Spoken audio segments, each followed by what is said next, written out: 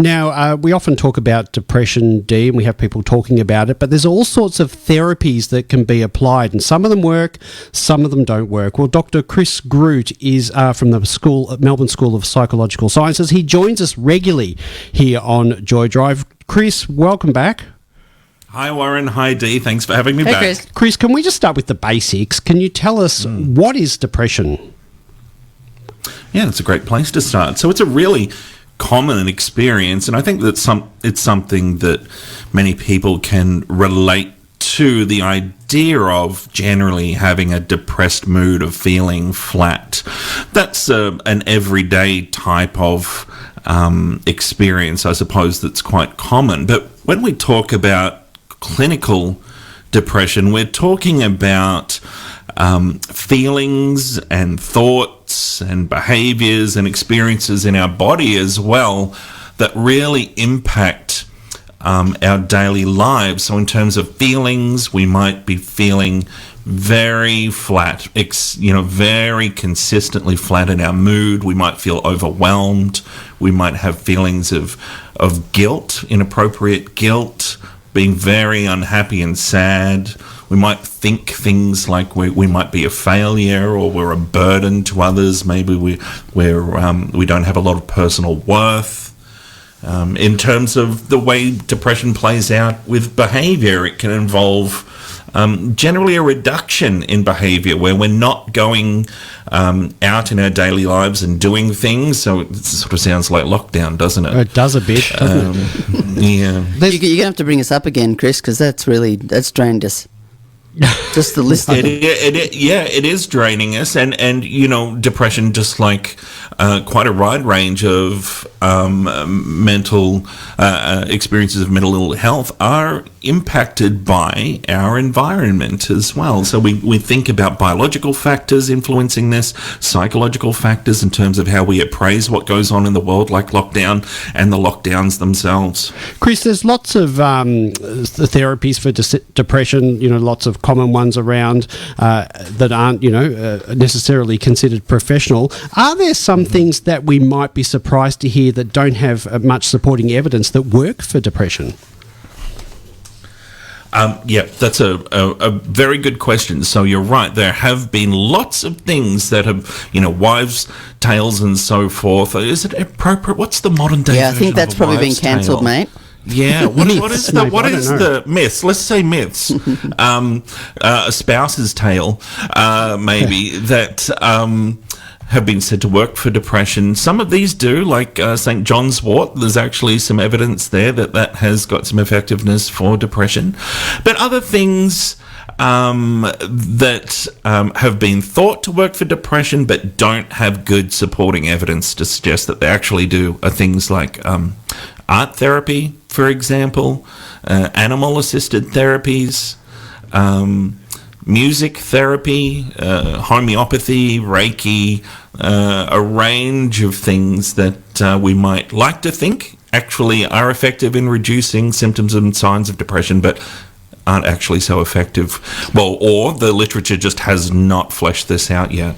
I think when you're in a blue patch or a black patch, and people say you just need to go for a great walk or go and get yourself outside, don't you just want to go? You don't really understand what's going on, but when you do, it generally does feel better. But is that something that, I think what Warren and I are asking about is when do you know when you're at the level where you need to seek more help than going for a walk in the park, and what's the best treatment to seek?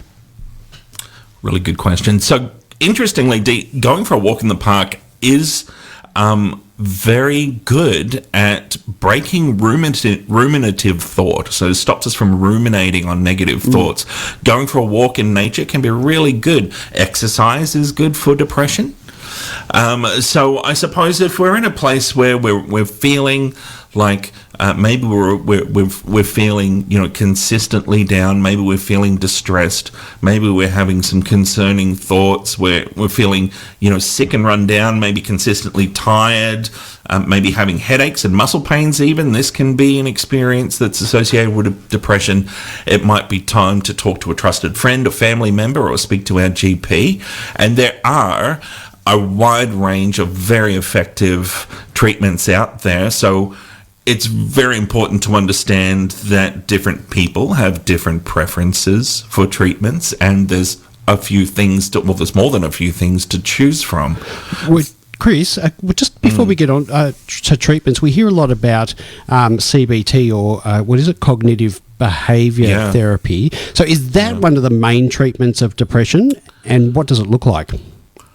Absolutely. So cognitive behaviour therapy, in terms of talking therapies, where you talk with a psychologist, someone that's been professionally trained and registered to deliver these types of therapies. And whilst I'm an academic psychologist that's involved with research and teaching our 2,000 wonderful new students this semester that are learning about this right now, the Melbourne School of Psychological Sciences, my clinician colleagues are out there in the field and are helping people with this therapy on a daily basis. CBT, or cognitive behavior therapy, has got more evidence displaying its, confirming its effectiveness and efficacy than any other. And so, as it sounds like, there's a thought-based component, a cognitive component, there's a behavioral component, and in fact, with depression, most commonly, we'd start with the behavior. Because when we seek help, generally we're not going to be doing very well. We're probably in that place where we're not going out much. We've withdrawn. Our rate of behaviour has really decreased, and indeed we're likely experiencing what's called anhedonia, which is a difficulty to derive pleasure from experiences. And so we want to turn that on its head and get some easy wins with some behavioural activation, or easy, relatively speaking, I should say. So this might look like doing things that you find enjoyable, relatively speaking, things that give you pleasure, or things that give you a sense of mastery and accomplishment. Both of these things are very good to, they're very reinforcing. They make us want to do more, and that's a real key to increasing our rate of behaviour. And incidentally, this is a problem during lockdown. What do you think is one of the most common things that people do during lockdown? Netflix. Go on. I'll let you finish the question. No. You hit it on the head, D. You hit it on the head. Yeah. Absolutely. So yeah, Netflix. And what do you think is one of the things that, generally speaking, is rated as being not very enjoyable and not giving a great sense of mastery or accomplishment? Netflix. Watching TV. Sitting on the couch. Yeah. Just on that then, Chris, so what would your advice be as we head into our sixth lockdown here in Melbourne? What would your advice be to people who are thinking, oh, here we go again, I'm going to be watching TV and sitting there being lethargic? Yeah. So, I mean, everybody's probably, I think we might even have a new psychological syndrome emerging that occurs when people have watched have been watched every series that's available. Well, it's an anxiety, isn't it, Chris? Because it's like you're getting to the end of Netflix. It must be an anxiety. Well, this is true. What's next? But the thing with self-care strategies and increasing motivation is that what's reinforcing, there are some generalities, but very much are individual. So people could think about, what do they actually enjoy doing? Think about the last week, and what did they do in the last week that was enjoyable, and how could they make, was that getting out into the garden? Was it going for a little bit of exercise? Was it talking to a friend? What is it that actually works for somebody in terms of pleasure or that sense of mastery, and actually try and schedule those into our days so that we don't end up in this monotonous 24/7 lockdown hibernation existence. So when Dee and I walked into the studio today and there was rumour amongst the media that the lockdown was going to be announced, both of us noticed we sort of felt a little bit flat and a little bit apprehensive. Is that is that sort of considered like collectively? I suppose a lot of us are feeling that way at the moment. Is that like a general collective anxiety, or would you go to? Is it like almost like a small version of PTSD where we hear it and we go, oh, here we go again? This is going to happen, or is that sort of more trauma based? I think it's a very natural response, Warren, to what we've heard. We've got, I suppose, what Jim Coyne would say is an accumulation of hassles happening here. We've got lockdown after lockdown after lockdown, and it's starting to seem never ending. it's important to remind ourselves that there is hope. And, if your previous speaker was talking about the importance of vaccination, if we keep, as problematic as it's been, going through that vaccination process, working as a community to make our country and our city COVID safe, then, eventually things will get better. The lockdowns will reduce in frequency and so forth. But I think what you're describing there in the moment, Warren, is very much sort of appraisal based. So when we hear that sort of news of another lockdown, the first thing that we have to do psychologically is think something about it. And this is one of the core aspects of how cognitive behavior therapy works. So something happens in our environment, such as being told that there's another lockdown, and we think something about it. We appraise it.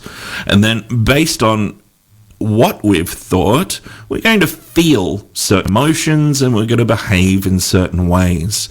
And so one of the things that CBT looks at is these thoughts, and particularly in terms of the cognitive work, would be looking at these thoughts and whether or not they're helpful to somebody, whether or not they're valid. Is there a more adaptive thought that might help you, and as a result, help you to feel better and behave in a more adaptive way? So let me give you an example. Warren, imagine you're walking into the building and at the Pride building, and Dee walks past you, and you smile, and Dee walks past with no emotion. Yep, yes, absolutely. Doesn't acknowledge your presence. It's like you've been hanging out the front of the Pride Centre. I know. You've been watching us. So one way to think about that, Warren, is that you might think, Dee is just such a snob. I can't believe that I was just ignored. Can't believe I was just ignored. I'm disgusted. I feel really, worked up. I'm going to remove Dee from my social media. And it's going to be, I'm just going to avoid them at work and so forth. Now, that would be a pretty maladaptive response that's all based on that appraisal. But if you instead had that same experience and thought, Dee look really preoccupied. I wonder if there's something going on. I should check in and see if everything's okay. And then you follow up with that. Then all of a sudden we've got a completely different circumstance in terms of the emotions, the feelings, and the behaviors that we engage in. And that's really one of the focuses of cognitive behavior therapy, looking at those thoughts. And that it may not necessarily be something that I've done in that instance. One final question for you. If people are experiencing depression or feeling a bit low, where can they get help and what can they do? Well, first of all, I think it's really important to understand that this is a very common experience. It's not something to be ashamed of.